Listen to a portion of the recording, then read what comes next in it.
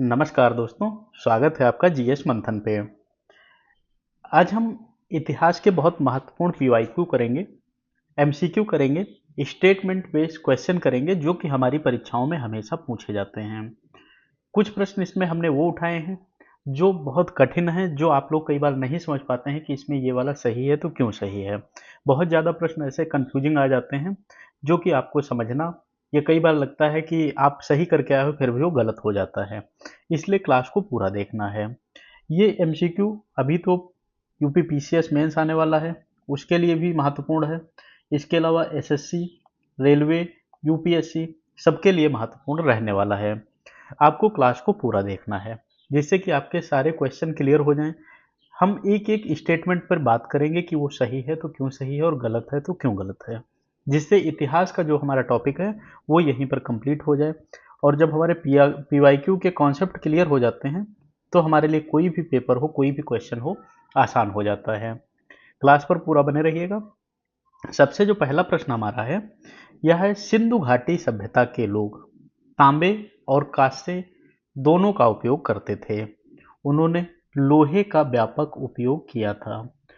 पहला स्टेटमेंट फिर से समझते हैं। सिंधु घाटी सभ्यता की बात हो रही है, तांबे और कांसे का व्यापक उपयोग करते थे ऐसा कहा गया है। तो बताइए पहला सही है कि दूसरा सही है, दोनों सही हैं कि दोनों गलत हैं। सबसे पहले हम समझ लेते हैं इस क्वेश्चन के बारे में, तो आसान रहेगा हमें इसको हल करना। सिंधु घाटी सभ्यता की बात है, सिंधु घाटी सभ्यता इसकी बात है। इसका जो समय था वह 2500 से 1900 के आसपास माना जाता है। जो हमारा इसका समय काल है वह इतना माना जाता है। यह एक कांस्य युगीन सभ्यता थी, कांस्य युगीन सभ्यता थी। तो इसमें क्या होता है कि तांबा और टिन दोनों को मिलाकर जो कांसा आपका बनता है वह तांबा और टिन से मिलकर बना हुआ होता है। ठीक है, तो ये मिलकर इससे क्या करते थे, कांसा बना लेते थे ये लोग। और कांसा जब बना लेते थे तो उसका फिर कैसे प्रयोग करते थे, ये इस कांसे से औजार बनाते थे, औजार बनाते थे, मूर्तियां बनाते थे, आभूषण बनाते थे। इन चीजों के निर्माण में इस कांसे का प्रयोग किया जाता था। इसमें एक चीज और देखने को मिली है कि लोहे का प्रयोग ये लोग नहीं जानते थे। लोहे का प्रयोग तब नहीं जानते थे। लोहे का प्रयोग कब से होता है, लगभग 1000 ईसा पूर्व से, लगभग 1000 ईसा पूर्व से लोहा जो है आया है भारत में। तो इस हिसाब से क्या हो गया भाई, पहला वाला जो आपका कथन है वह सही हो गया, दूसरा कथन गलत हो गया। अब हमने इसमें एक साथ में कई चीजें देखी, इसका समय देखा, किस प्रकार की सभ्यता है वो देखी। ये एक बार पूछा गया था वनडे एग्जाम में कि कांसा किस प्रकार बनाते थे, तो ये दो धातुएं इसमें मिली होती थी। फिर उस कांसे से ये लोग क्या बनाते थे, और लोहे का आविष्कार कब से माना गया, 1000 ईसा पूर्व से माना गया। तो इस प्रकार हम सारे प्रश्नों को आगे कवर कर लेंगे जिससे कि हमारा पूरा इतिहास ऐसे ही क्लियर हो जाए। मेन होता है कि यदि कोई चीज़ सही है तो क्यों सही है, उसका अगर आप तर्क जान गए तो आप उससे संबंधित कोई भी प्रश्न है आसानी से हल कर लेंगे। इसलिए दोस्तों क्लास में पूरे बने रहना है जिससे कि आपका इतिहास का टॉपिक क्लियर हो जाए। अगला प्रश्न लेते हैं। बौद्ध धर्म में 4 आर्य सत्य का उल्लेख है। यह सिद्धांत बुद्ध ने सारनाथ में दिया था। दो स्टेटमेंट हैं आपके। अब आप बताइए इनमें से कौन सा सही है, पहला सही है, दूसरा सही है या दोनों सही हैं या कोई भी सही नहीं है। तो देखो इसके बारे में थोड़ा समझ लेते हैं जिससे कि आसानी से इसको हम हल कर लेंगे। गौतम बुद्ध ने, गौतम बुद्ध जी जो थे इन्होंने ज्ञान प्राप्ति के बाद, ज्ञान प्राप्त किया, इसके बाद सारनाथ में, सारनाथ ये कहाँ है, वाराणसी, इसमें पहला उपदेश दिया था, पहला उपदेश दिया। इसको कहा क्या जाता था, धर्म चक्र प्रवर्तन, यह इसको कहा जाता था। ठीक है, अब इन्होंने क्या किया, 4 आर्य सत्य बताए। 4 आर्य सत्य बताए थे इन्होंने। वो सत्य क्या थे? दुख पहला था, दुख का कारण, फिर था दुख की निवृत्ति, और अगला क्या था? दुख निरोध मार्ग, दुख निरोध मार्ग। ये 4 आर्य सत्य इन्होंने बताए थे। तो बौद्ध दर्शन का जो है यह मूल आधार था। अब हमारा जो ऑप्शन है 4 आर्य सत्य हैं, सही बात है। पहला उपदेश सारनाथ में क्या इसको कहा गया? धर्मचक्र प्रवर्तन। तो ये दोनों सही हो जाते हैं। अगला प्रश्न हमारा है, अशोक ने कलिंग युद्ध के बाद बौद्ध धर्म स्वीकार किया। उन्होंने बौद्ध धर्म को राज्य धर्म घोषित किया। अशोक ने कलिंग युद्ध के बाद बौद्ध धर्म स्वीकार किया, ठीक है, और उन्होंने बौद्ध धर्म को राजधर्म घोषित किया। इसमें से बताओ कौन सा सही है। सबसे पहले देखते हैं कलिंग युद्ध क्या है। कलिंग युद्ध आपने जरूर इसको पढ़ा होगा। 261 ईसा पूर्व के बाद था ये। इसमें क्या होता है, अशोक को बहुत दुख होता है। इसमें इतना ज़्यादा कहते हैं कि लोगों की हत्या हुई, मारे गए, इतनी ज़्यादा लाशें हुई कि अशोक का मन जो है बदल गया। जब मन बदल गया तो उसने इस दुख के बाद बौद्ध धर्म अपनाया था। बौद्ध धर्म अपनाया था इस दुख के बाद। फिर इसने क्या किया? बौद्ध धर्म इसने स्वयं अपनाया, लेकिन राजधर्म इसने नहीं इसको बनाया था।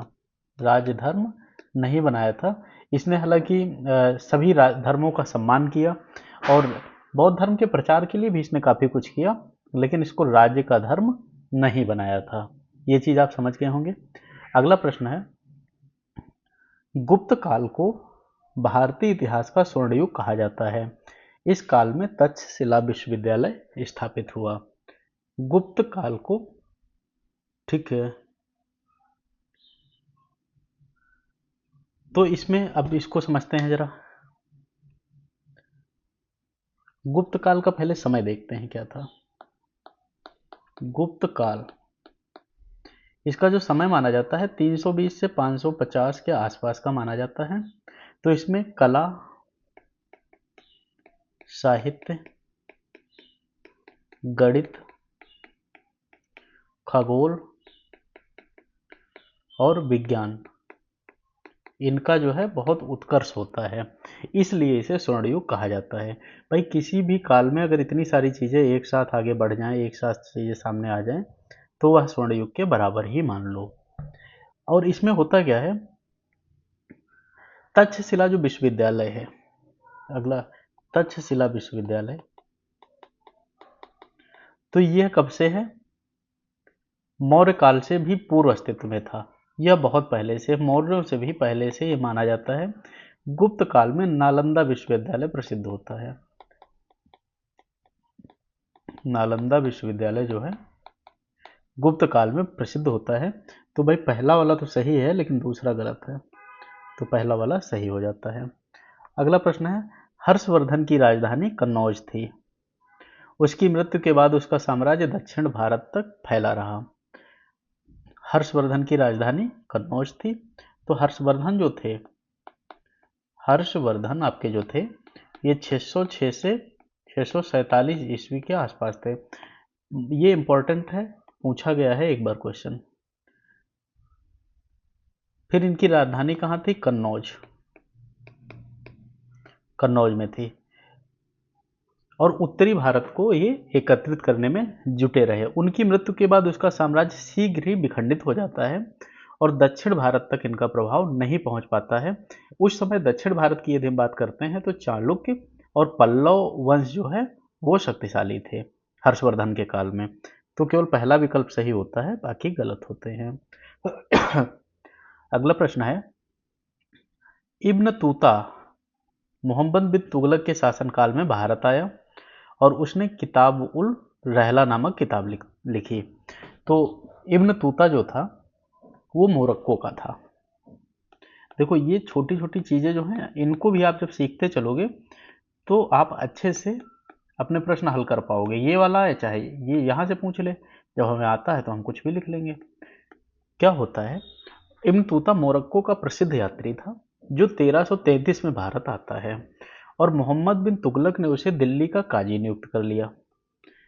क्या किया गया? इसे काजी नियुक्त कर लिया गया। किसने कर लिया?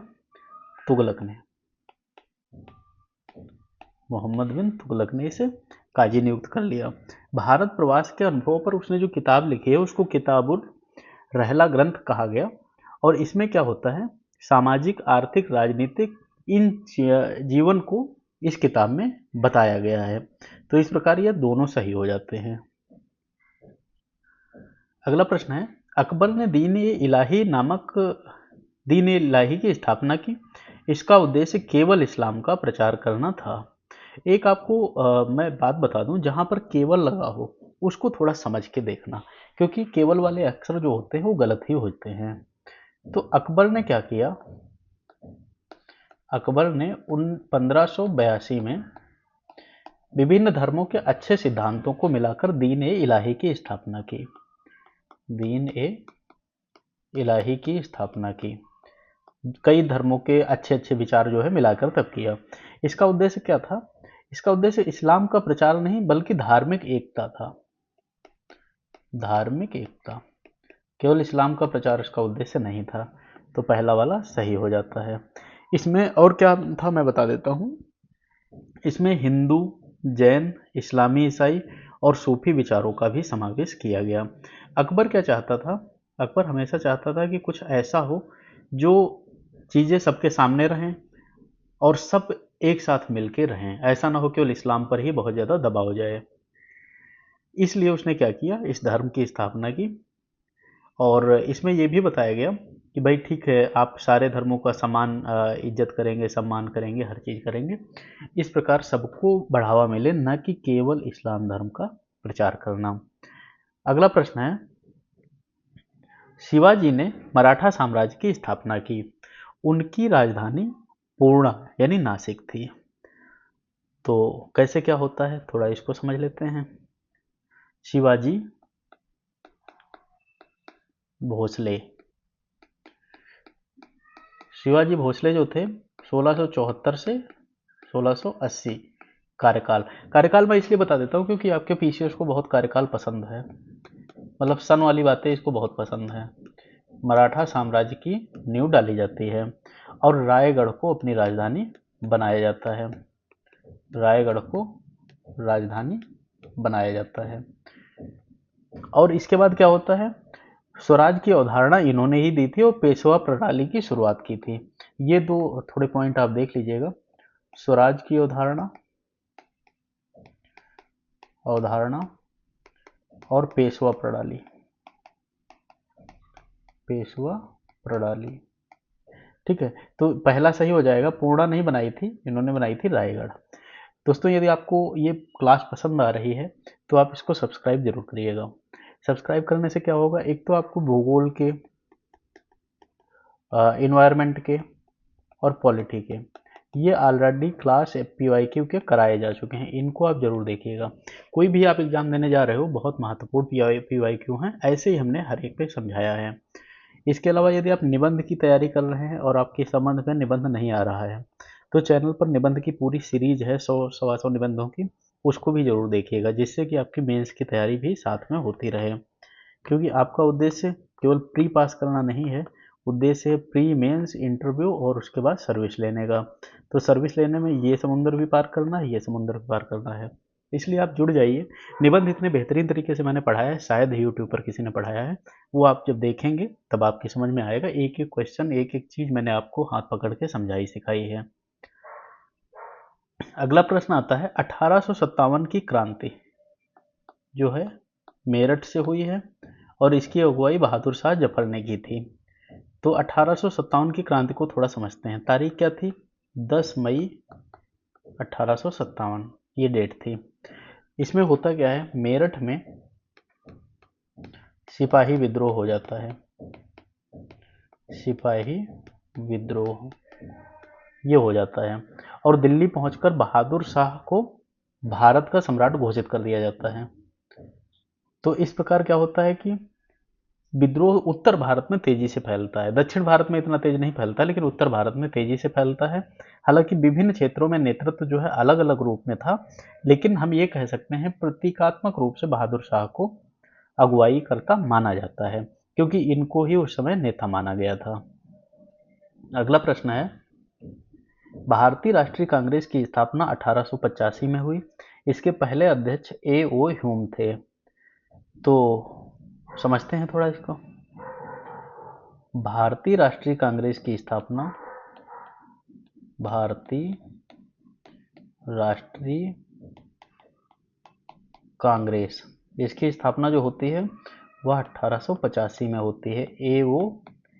ह्यूम के प्रयासों से। ठीक है, और इसके पहले अध्यक्ष जो होते हैं वो कौन थे? व्योमेश चंद्र बनर्जी, व्योमेश चंद्र बनर्जी। ठीक है, और A.O. ह्यूम क्या थे? वो संस्थापक थे लेकिन अध्यक्ष नहीं थे। कांग्रेस की स्थापना जो है भारत में राजनीतिक जागरूकता की नींव रखती है। देखो उस समय अगर कांग्रेस की स्थापना नहीं होती तो कोई ऐसा दल बड़ा नहीं था जिसके नेतृत्व में सब लोग काम करते।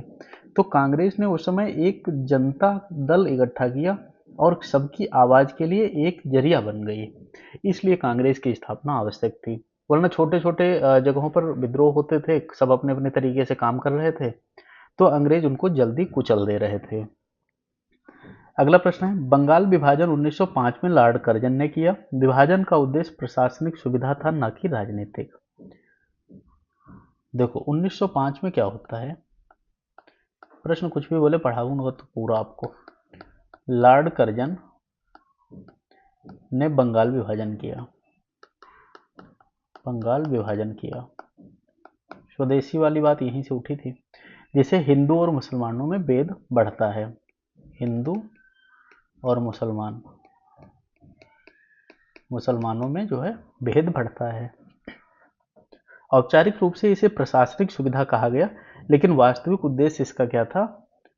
फूट डालना। ये चीज हमेशा ध्यान रखना।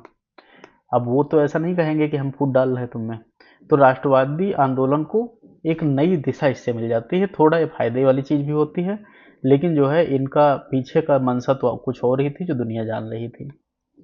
फूट डालना इनकी उद्देश्य थी। अगला प्रश्न है, मुस्लिम लीग की स्थापना 1906 में ढाका में हुई। इसके पहले अध्यक्ष मोहम्मद अली जिन्ना थे। मुस्लिम लीग,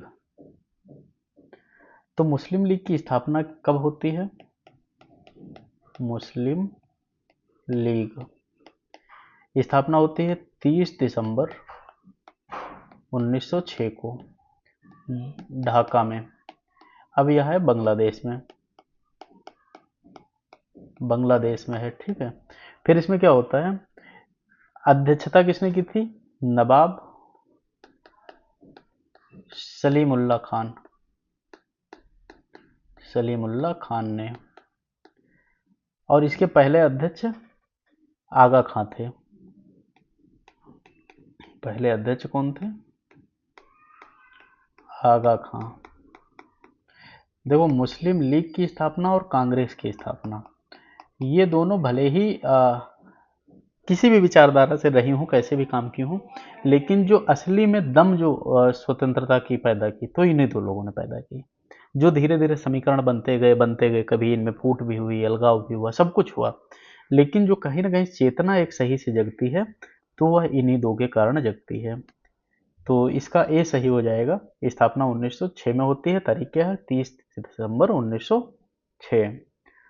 अगला प्रश्न है, जलियांवाला बाग हत्याकांड 1919 में हुआ। यह घटना लखनऊ में हुई थी।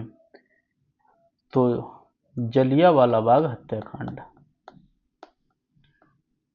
जलियांवाला बाग कब होता है?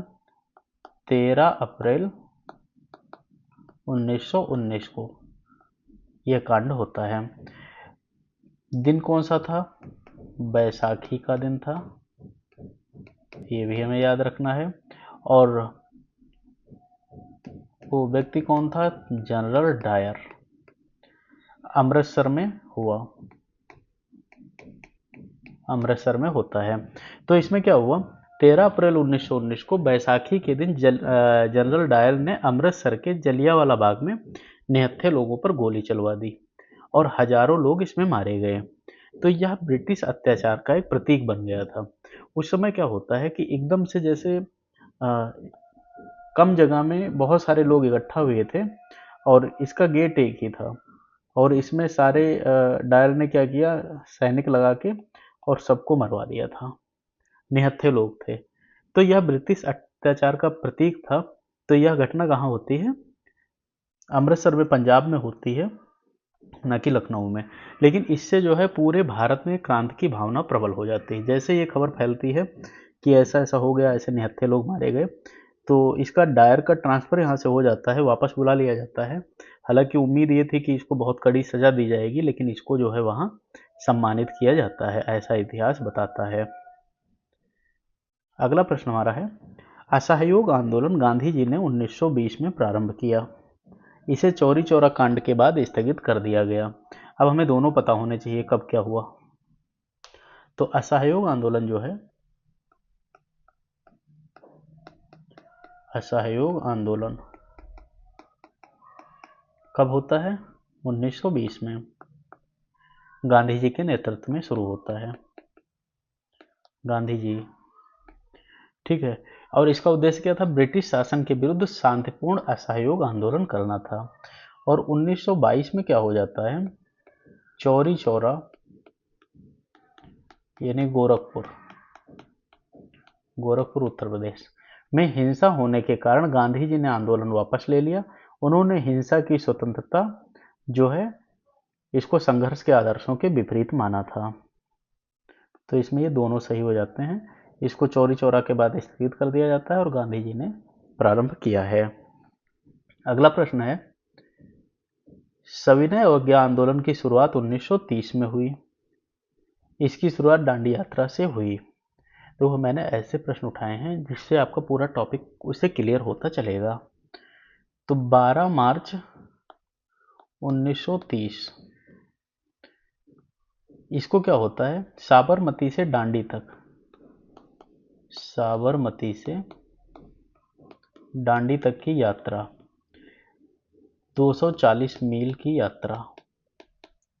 और उद्देश्य क्या है? नमक कानून तोड़ना, नमक कानून तोड़ना। और सविनय अवज्ञा आंदोलन की शुरुआत, सविनय अवज्ञा आंदोलन। इसमें क्या होता है? गांधी जी ने 12 मार्च 1930 को साबरमती से दांडी तक 240 मील की यात्रा की और नमक कानून तोड़ा। यह सविनय अवज्ञा आंदोलन की शुरुआत थी। आंदोलन ने पूरे देश में ब्रिटिश विरोध को नया स्वरूप दिया। इसमें महिलाओं की भागीदारी भी बड़ी संख्या में रहती है। तो इस प्रकार इसके यह दोनों सही होते हैं। अगला प्रश्न है,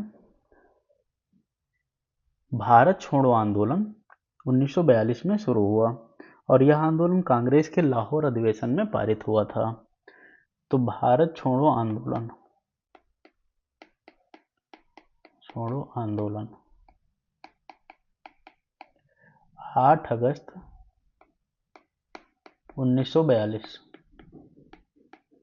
इसको शुरू होता है बंबई में, अखिल भारतीय कांग्रेस समिति द्वारा पारित होता है। इसका क्या नारा क्या होता है? अंग्रेजों भारत छोड़ो, अंग्रेजों भारत छोड़ो। उसी से इसका नाम क्या होता है? भारत छोड़ो आंदोलन। यह लाहौर नहीं बल्कि बंबई अधिवेशन में पारित हुआ था। कौन सा अधिवेशन था? बंबई का, बंबई अधिवेशन में यह पारित हुआ था। ब्रिटिश शासन ने क्या किया? आंदोलन को दबाने की कोशिश की, लेकिन देश भर में इसकी क्रांति भड़क चुकी थी तब तक। तो इसका पहला सही हो जाएगा, दूसरा गलत हो जाएगा। पूर्ण स्वराज का प्रस्ताव 1929 में लाहौर अधिवेशन में पारित हुआ और इस अधिवेशन की अध्यक्षता जवाहरलाल नेहरू ने की थी। तो जो लाहौर अधिवेशन था, लाहौर अधिवेशन, तो 1929 इसकी अध्यक्षता किसने की थी? जवाहरलाल नेहरू ने, जवाहरलाल नेहरू ने इसकी अध्यक्षता की थी। और एक और डेट यहाँ से मिलती थी हमें 26 जनवरी 1930। अब समझाता हूँ। देखो 1929 में क्या हुआ, कांग्रेस का अधिवेशन लाहौर में होता है जिसकी अध्यक्षता जवाहरलाल नेहरू करते हैं। इसी अधिवेशन में पूर्ण स्वराज का प्रस्ताव पारित हुआ और 26 जनवरी 1930 को स्वतंत्रता दिवस मनाने का निर्णय लिया गया। यह भारत के स्वतंत्रता संघर्ष का एक निर्णायक मोड़ था। तो इसमें दोनों सही होते हैं। 18 क्या है, नेताजी सुभाष चंद्र बोस ने आजाद हिंद फौज की स्थापना की। इसका मुख्यालय कहाँ था, बर्मा में। ये हमसे पूछा गया है। तो आजाद हिंद फौज की जो स्थापना है इसको प्रारंभ में रास बिहारी बोस ने की थी। बाद में सुभाष चंद्र बोस इसके नेता बनते हैं और इसे संगठित रूप देते हैं। इसका मुख्यालय सिंगापुर में बनाया था। सिंगापुर में इसका मुख्यालय बना था और इनका नारा क्या था, जय हिंद, और लक्ष्य क्या था, भारत की स्वतंत्रता प्राप्ति। तो पहला वाला सही होता है, बर्मा में नहीं था, सिंगापुर में था। अगला प्रश्न है, मॉन्टफोर्ड सुधार 1919 में लागू हुए। इसके तहत केंद्र में द्वैध शासन की व्यवस्था की गई। तो इसमें क्या हुआ था, मॉन्टफोर्ड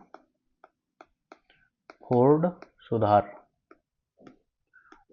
कब लागू होता है, 1919 में। इसके अंतर्गत प्रांतीय स्तर पर द्वैध शासन लागू किया गया, केंद्र पर नहीं किया गया था, वह प्रांतीय स्तर पर था। इस चीज का आप ध्यान रखिएगा। और यहाँ क्या पूछा गया है, केंद्र में, तो इसलिए दूसरा गलत हो जाएगा, पहला सही होगा। और ऐसे ही छोटी छोटी चीजें हमसे पूछ लेता है। तो प्रांतों में द्वैध शासन का इसमें प्रयोग किया। इसमें कुछ विभाग चुने गए, भारतीयों को और कुछ ब्रिटिश अधिकारियों को दिए गए थे। यह प्रयोग हालांकि पूरा पूरा असफल रहा था उस समय पे। अगला प्रश्न है, कैबिनेट मिशन भारत 1946 में आया। इसका उद्देश्य भारत को स्वतंत्रता देने का निर्णय था। तो कैबिनेट मिशन कब आता है, 1946 में आता है। इसका उद्देश्य क्या था, एक संघीय संविधान की रूपरेखा तैयार करना और सत्ता का हस्तांतरण जिससे सुचारू रूप से हो सके। यह मिशन स्वतंत्रता देने नहीं बल्कि सत्ता हस्तांतरण की योजना बनाने के लिए आया था। तो स्वतंत्रता का तो ऐसा कुछ नहीं था, तो पहला वाला इसमें सही हो जाएगा। अब तक हमने 20 प्रश्न पढ़ लिए हैं। कुछ भी अगर समझ में नहीं आए तो कमेंट कर सकते हैं, यदि पसंद आ रहा है तो आप लाइक करिएगा। चैनल सब्सक्राइब नहीं किया है तो आप सब्सक्राइब भी करिएगा, जिससे कि आपकी पढ़ाई को एक मजबूत बल मिलता रहे। अगला प्रश्न है, इंदु सिंधु सभ्यता के लोग नगर नियोजन से कुशल थे। यह शब्द मैंने जानबूझ के लिया है, यह पूछा गया है। उनके नगरों में खुले बगीचे और खेल के मैदान होते थे। ठीक है, तो इंदु सिंधु मतलब क्या है, सिंधु घाटी सभ्यता के बारे में ही बात है। यानी हड़प्पा और मोहनजोदड़ो जैसे नगरों का जो है तब नगर नियोजन जो इनका था, नगर नियोजन यह बहुत संगठित था। सड़कें क्या थी, जाल की तरह बिछी थी। घरों में सीवरेज और जल निकासी की सुविधा थी। खुले बगीचे या खेल मैदानों का उल्लेख प्राचीन उत्खननों में ऐसा कुछ नहीं मिला है। तो इस चीज़ को तो आप नहीं सही लगाएंगे। देखिए, इसको आप पहले वाले को सही लगाएंगे, क्योंकि हम उन्हीं बातों को सही मानेंगे जो हमारे तथ्यों में मिली हैं, जो हमारे इतिहास में मिली हैं। अगला प्रश्न है, मौर्य साम्राज्य के समय अशोक ने शिलालेखों के माध्यम से संदेश दिया। शिलालेख मुख्य रूप से संस्कृत भाषा में दिए गए थे। ठीक है, तो समझते हैं अशोक ने क्या किया। अशोक ने शिला और स्तंभ लेखों के माध्यम से धर्म और शासन संबंधी जो है अपने आदेश दिए थे। ये लेख प्राचीन भारतीय भाषाओं में थे। इसमें मुख्यतः क्या थी, प्राकृत भाषा थी और कभी कभी कन्नड़ भी थी। संस्कृत में तो नहीं थे। इन लेखों का उद्देश्य शासन और नैतिक शिक्षा देना था, इसलिए पहला वाला इसमें सही हो जाता है, पहला वाला। चोंगडांग असम में प्राचीन राजवंश शंकर शेखर से संबंधित था। यह वंश ब्रह्म धर्म का पालन करता था। पूछा हुआ क्वेश्चन है, 2 बार पूछा गया, आप लोग अलग ध्यान नहीं दिए होगे। जो ये कौन थे भैया? चोंगडांग लोग, चोंगडांग, असम। तो ये क्या थे? अहोम थे। राजवंश इनका क्या था? राजवंश था इनका अहोम, और समय था इनका 1228 से 1826। असम में इनका शासन होता है। और ये अहोम धर्म का पालन करते थे, ब्रह्म धर्म का कोई पालन ऐसा नहीं था। और यह वंश शंकर शेखर से संबंधित नहीं था।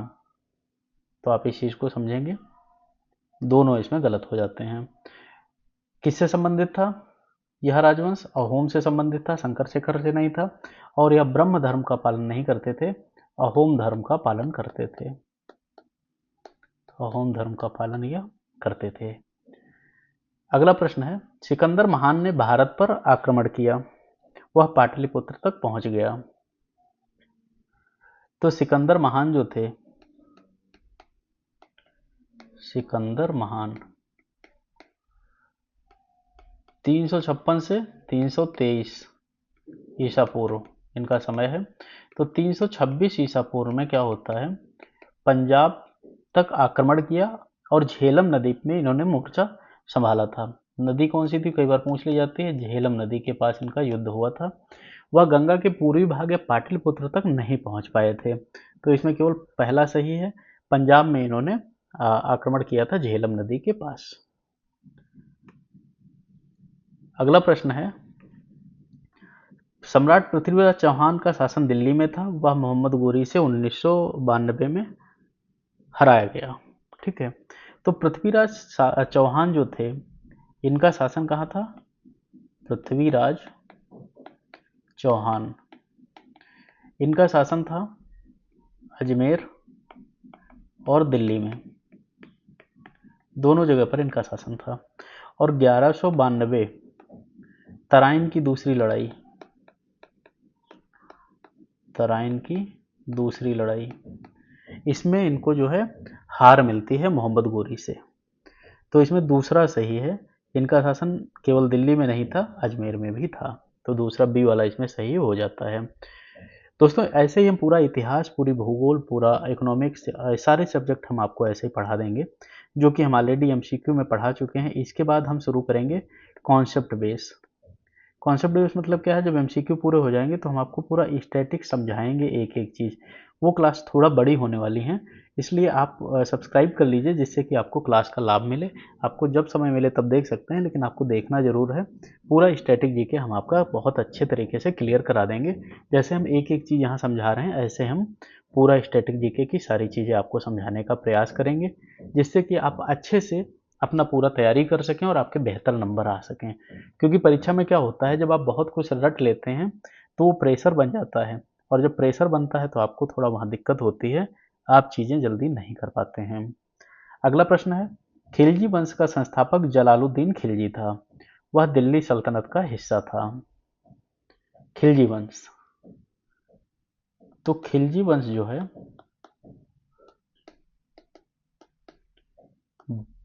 1290 में स्थापित किया जाता है। किसके द्वारा? जलालुद्दीन द्वारा। जलालुद्दीन द्वारा स्थापित किया जाता है और दिल्ली का सुल्तान बनता है वह। उन्होंने पंजाब और उत्तर भारत के कई क्षेत्रों पर विजय प्राप्त की। जो इन्होंने अपना साम्राज्य विस्तार किया इसने, तो वह पंजाब और उत्तर भारत की तरफ बढ़ता रहा और दिल्ली सल्तनत का हिस्सा था। ठीक है, दोनों सही है इसमें।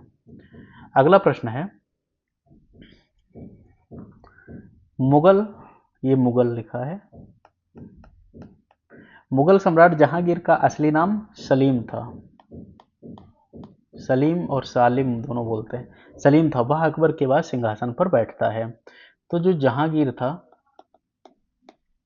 जहांगीर 1605 से 1627, इसका जन्म नाम क्या था? नूरुद्दीन मोहम्मद सलीम। अकबर की मृत्यु के बाद यह सिंहासन ग्रहण करता है। वह चित्रकला, कला और न्याय के लिए बहुत प्रसिद्ध था। तो इसके दोनों सही हैं। इसमें यह भी पूछा जाता है कि कला प्रेमी कौन था, तो यह कला प्रेमी था। चित्रकला का इसने काफ़ी विकास किया और इसके अलावा न्याय के लिए इसने कई सारे नियम बनाए, कई सारे फरमान इसने जारी किए थे। अगला प्रश्न है, शिवाजी ने अफजल खां को परास्त कर रायगढ़ किला सुरक्षित किया। उसने पेशवा प्रणाली की शुरुआत की। तो शिवाजी ने अफजल खां को जो है 1659 में प्रतापगढ़ युद्ध में हराया था। ये भी कई बार पूछा जाता है युद्ध कौन सा था। इसके साथ ही उन्होंने अपने प्रशासनिक सुधारों में पेशवा प्रणाली प्रारंभ की थी। पेशवा मुख्यतः सेना और प्रशासन के प्रमुख थे, तो इन्होंने ये भी किया था और ये भी किया था, तो दोनों बातें इसमें सही हो जाती हैं। अगला प्रश्न है, लाला लाजपत राय ने 1928 में साइमन कमीशन का विरोध किया। विरोध में उनकी मृत्यु हो जाती है। साइमन कमीशन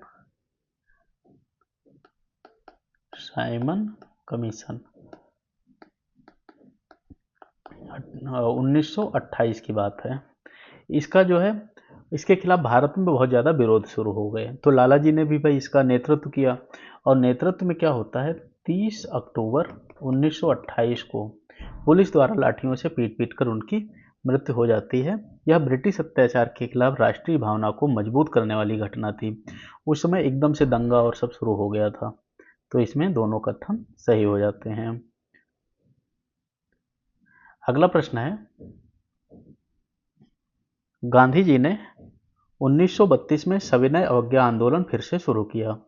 इस समय उन्होंने असहयोग का नारा दिया था। 1932, इसमें क्या होता है, गांधी जी ने अछूतों के अधिकारों के लिए सविनय अवज्ञा जारी की। यह भी पूछा जाएगा क्यों जारी की, तो ये था अछूतों के अधिकार, इसके लिए जारी की थी, यह भी पूछा जाता है। और लेकिन असहयोग का नारा 1920-22 के आंदोलन में ही दिख गया था, तो यह जो है पहला सही होता है, बाकी दूसरा सही नहीं होता है। अगला प्रश्न है, अकबर ने फारसी को दरबारी भाषा बनाया। उसने हिंदी भाषा को दरबार में प्रोत्साहित किया।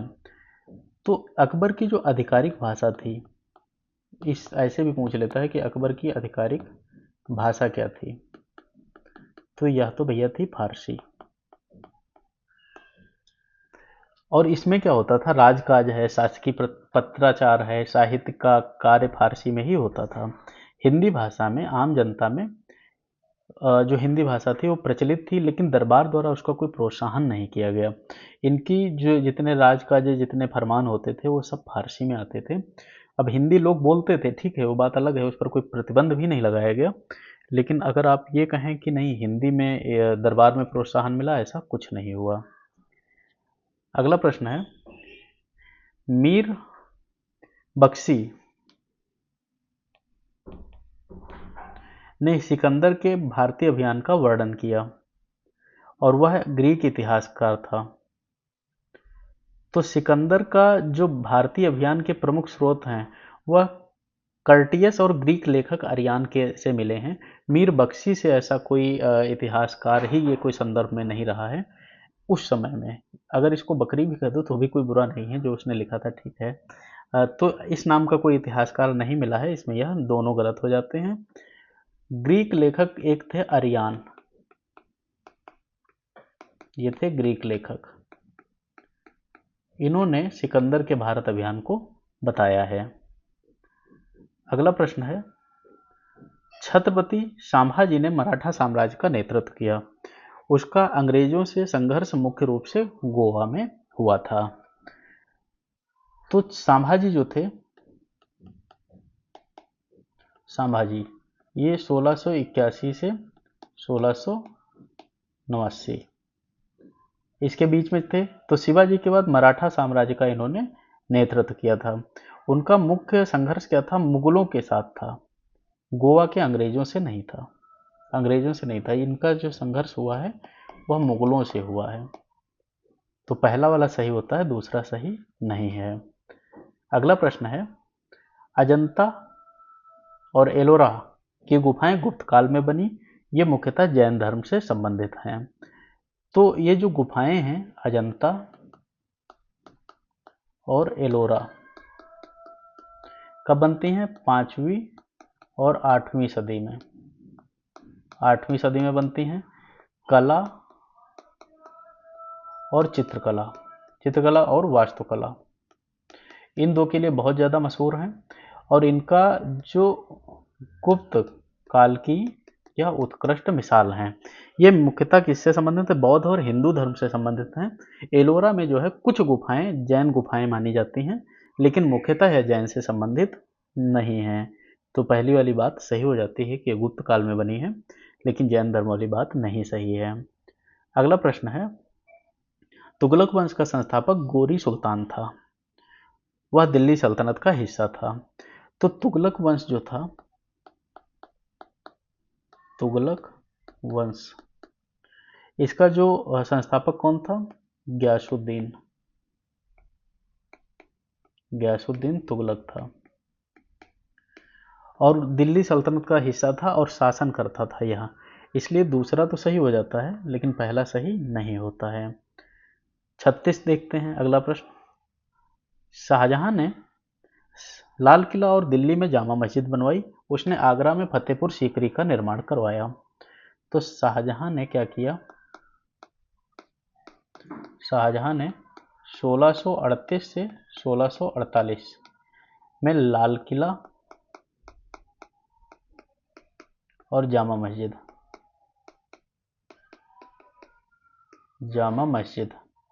का निर्माण कराया। तो फतेहपुर सीकरी का जो निर्माण है वह अकबर के शासनकाल में हुआ था। तो इसलिए इसमें हमारा पहला सही हो जाता है, दूसरा गलत हो जाता है। शेर शाह सूरी ने गढ़ी और सड़क नेटवर्क का निर्माण किया। उसने तांबे के सिक्कों का चलन बंद कर दिया। तो शेर शाह सूरी ने क्या किया था? भारत में सड़क यानी गुरगढ़ से गंगोत्री और किले का निर्माण किया, जिसे व्यापार और सेना के लिए उपयोग किया गया। उसने सिक्कों का सुधार किया और स्वर्ण और तांबे दोनों का प्रचलन जारी रखा था। तो यह पहला सही हो जाता है, दूसरा गलत हो जाता है। अगला प्रश्न है, रानी लक्ष्मीबाई 1857 के विद्रोह में अग्रणी थी। उनकी मृत्यु 1858 में हुई थी। तो रानी लक्ष्मीबाई जो थी वो झांसी में ब्रिटिश सेना के खिलाफ लड़ी थी, ब्रिटिश यानी अंग्रेजों के खिलाफ लड़ी थी। और 1857 के विद्रोह में इन्होंने नेतृत्व किया था। 18 जून 1858 को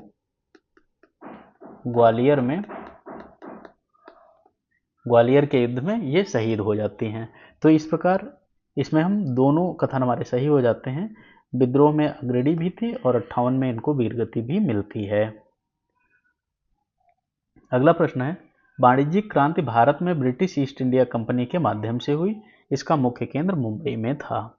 तो ब्रिटिश ईस्ट इंडिया कंपनी जो थी, यह जो थी इसने भारत में व्यापार और वाणिज्यिक क्रांति की शुरुआत की, विशेषकर काटन और चाय के व्यापार में। इसका मुख्य केंद्र जो है कलकत्ता में था। शुरुआत इसकी कहाँ से होती है? कलकत्ता से होती, कोलकाता से भी नहीं, कलकत्ता से होती है, ठीक है। और दूसरा इसके बाद कहाँ से होती है? चेन्नई से। इनके जो दो मुख्य गढ़ थे वो कलकत्ता और चेन्नई थे। तो पहला वाला सही हो जाता है, दूसरा गलत हो जाता है। अगला प्रश्न क्या है, गांधी जी ने असहयोग आंदोलन के दौरान विदेशी वस्त्रों का बहिष्कार किया। इसे 1930 के सविनय अवज्ञा आंदोलन में लागू किया गया। तो असहयोग आंदोलन कब होता है, पहले यह देख लो। असहयोग आंदोलन 1920 से 22।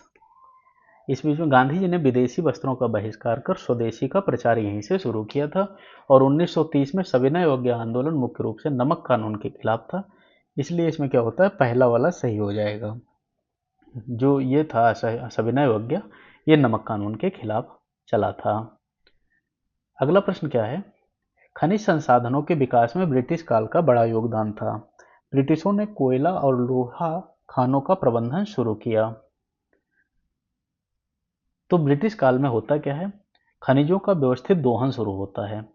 कोयला, लोहा और अन्य खानों का प्रबंधन और रेलवे के माध्यम से परिवहन भी शुरू हो जाता है, क्योंकि तब तक रेलवे का विकास थोड़ा थोड़ा हो गया था। यह औद्योगिक जरूरतों के लिए किया गया।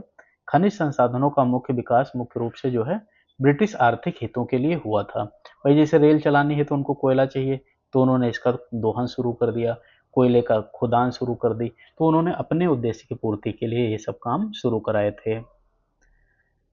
बॉम्बे का आधुनिक शहर ब्रिटिशों ने विकसित किया और इसका प्रमुख व्यापारिक केंद्र कलकत्ता था। तो ब्रिटिशों ने बॉम्बे को जो है आधुनिक बंदरगाह के रूप में और औद्योगिक केंद्र बना दिया था। आधुनिक बंदरगाह है ना, ये बना दिया था। और कलकत्ता जो है यह इनका प्रमुख शहर था। बम्बई का निर्माण और औद्योगिक विकास अलग था, इसलिए इसमें हम पहला विकल्प सही मानेंगे। अगला प्रश्न है, राजा राम मोहन राय जी जो थे ने समाज सुधार में बड़ी भूमिका निभाई। उन्होंने सती प्रथा को कानूनी रूप से समाप्त किया। राजा राम मोहन राय, राजा राम मोहन राय, समय क्या होता है 1772 से 1833, ने समाज सुधार के लिए ब्रह्म समाज और प्रगतिशील विचार अपनाए। उन्होंने ब्रिटिश सरकार से आग्रह कर सती प्रथा को 1829 में बंद कराया। कब बंद हुई थी? 1829 में। यह भी हमें ध्यान रखना है, कई बार पूछ लिया जाता है। अगला प्रश्न है, द्वितीय विश्व युद्ध के दौरान भारत ने ब्रिटिशों की मदद ली और इसके कारण भारत को तुरंत स्वतंत्रता मिल गई।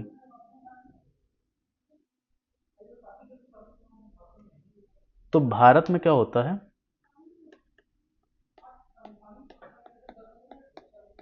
द्वितीय विश्व युद्ध जो है 1939 से 1945 इसके बीच में होता है। ब्रिटिश शासन की मदद की और सैनिक और संसाधन उपलब्ध कराए।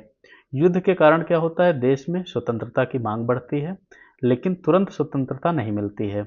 1947 में तो देश आज़ाद होता है, लेकिन ये कह सकते हैं कि हाँ थोड़ा थोड़ा वहाँ से शुरुआत थी और मांग वहाँ से बढ़ जाती है। तो तुरंत वाला लाइन जो है ये गलत हो जाती है, बाकी ये आपका सही हो जाता है। अगला प्रश्न है, रॉबर्ट क्लाइव ने प्लासी की लड़ाई जो है प्लासी की लड़ाई में जीत हासिल की। इस युद्ध के बाद ब्रिटिश ईस्ट इंडिया कंपनी ने बंगाल में शासन स्थापित किया।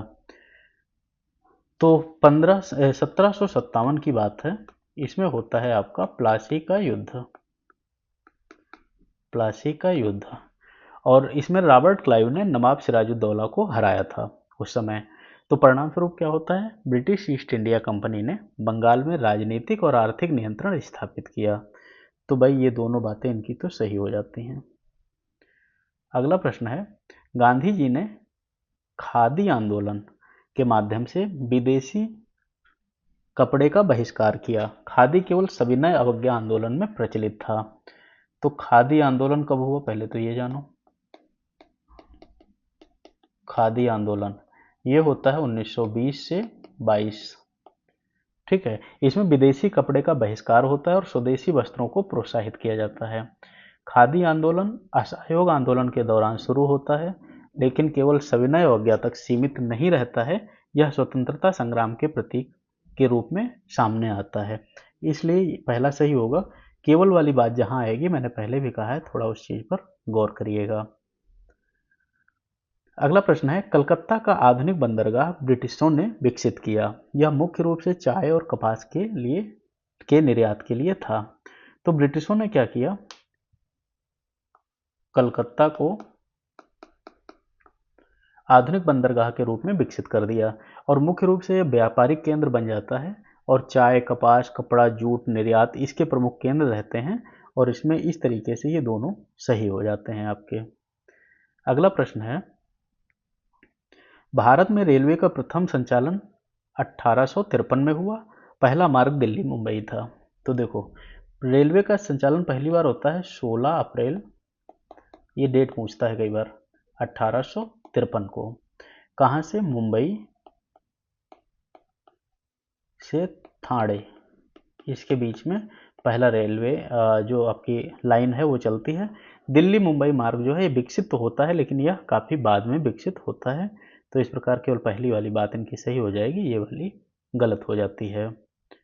अगला प्रश्न है, बाल गंगाधर तिलक ने सार्वजनिक शिक्षा को बढ़ावा दिया।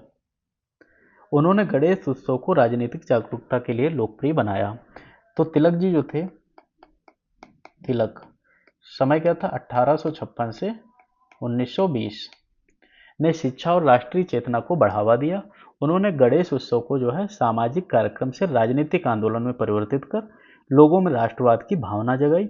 ये एक इनकी बहुत बढ़िया प्लानिंग थी गणेश उत्सव के माध्यम से लोगों से जुड़ने की। अगला प्रश्न है, 26 जनवरी 1930 को कांग्रेस ने पूर्ण स्वराज का उद्घोष किया। यह प्रस्ताव दिल्ली अधिवेशन में पारित होता है। तो होता क्या है, 26 जनवरी 1930 लाहौर की बात है। तो कांग्रेस अधिवेशन जब वहां पर हुआ था लाहौर वाला, तो पूर्ण स्वराज की इसमें घोषणा कर दी गई। इसे राष्ट्रीय स्वतंत्रता दिवस के रूप में मनाने का निर्णय लिया गया। तो यह दिल्ली में नहीं हुआ, लाहौर में हुआ था, वहीं पर निर्णय लिया गया था। और 26 जनवरी 1950 जो है ये डेट हमें वहीं से मिलती है। तो ये आपके मुख्य प्रश्न जो थे पीवाई की एमसीक्यू जो थे, ये बहुत महत्वपूर्ण थे इतिहास के। यदि आपने क्लास को अब तक सब्सक्राइब नहीं किया तो सब्सक्राइब करिएगा। निबंध लिखने की और मुख्य परीक्षा यानी जीएस आंसर राइटिंग, ये प्रैक्टिस मैं बिल्कुल फ्री में कराता हूँ। आप चैनल सब्सक्राइब करिएगा, आपको सारे क्वेश्चन रोज मिलते रहेंगे। निबंध प्रैक्टिस आप खुद करते रहिए। कुछ समझ में नहीं आए तो आप हमें कमेंट कर सकते हैं, जैसे बाकी लोग करते हैं, तो हम उनको उनके टॉपिक का कमेंट कर जो भी होता है निबंध भी समझा देते हैं, आंसर भी समझाते हैं। क्लास में जुड़े रहिएगा जिससे कि आपकी तैयारी सारी एक साथ में चलती रहे। ये क्लास यहीं पर ख़त्म होती है, मिलते हैं अगली क्लास में। तब तक के लिए आप प्रैक्टिस करिए, अच्छे से तैयारी करिए। धन्यवाद।